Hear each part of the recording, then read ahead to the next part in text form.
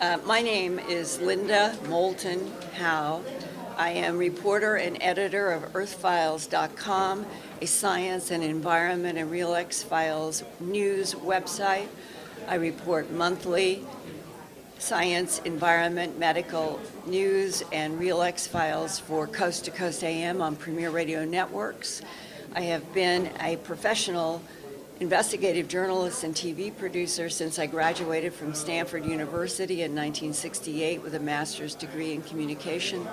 I have worked in television, in radio, the web, written books, and the focus of all of my work related to the Real X Files area has been my exposure to animal mutilations as a global phenomena, and having law enforcement, sheriffs and deputies tell me back in 1979, off the record then, that the perpetrators were creatures from outer space.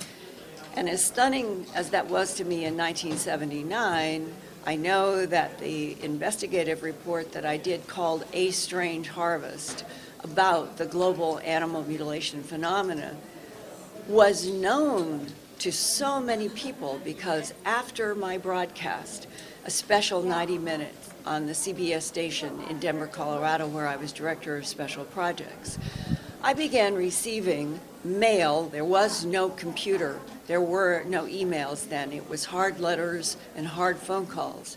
I began receiving so much mail from around the world that the TV station had to bring it to me in bags, and the telephone calls overwhelmed the switchboard.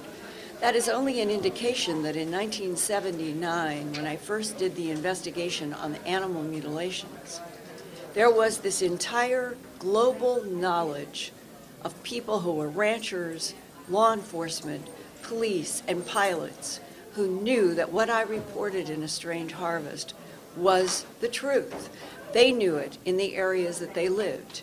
And I realized then that I had just scratched the surface of a huge iceberg, that the planet is aware, even if it's in local towns and local ranches and the pilots that fly airplanes, that we are dealing with a phenomena that is non-human, and that our government's own documents describe it as extraterrestrial biological entities, and they use in their own documents the acronym EBA, extraterrestrial biological entities.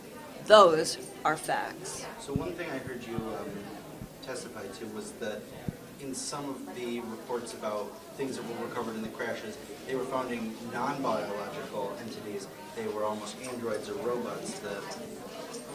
In my work, I think one of the most interesting revelations that came to me was, for the first time actually, only about the early 1990s, I began to hear through leaks that in some of the early autopsies, they weren't even cutting into what we would consider to be tissue.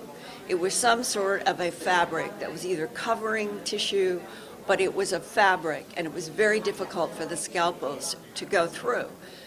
That led eventually in the early 2000s of the 21st century that I finally was able to do an interview with someone with firsthand knowledge about one of the autopsies at Wright-Patterson, who said he was in the room when they started the cut into the non-human body, one that was retrieved from the Roswell area in 1947, and that the statement was made in the room.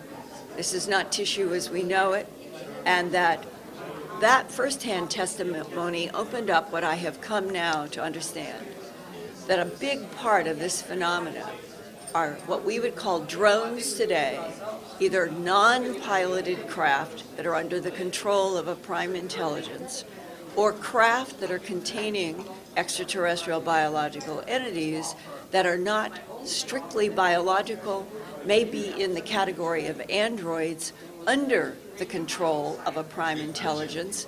And the irony is that we humans have been waking up to other life in the universe through cloned biological entities made by something else.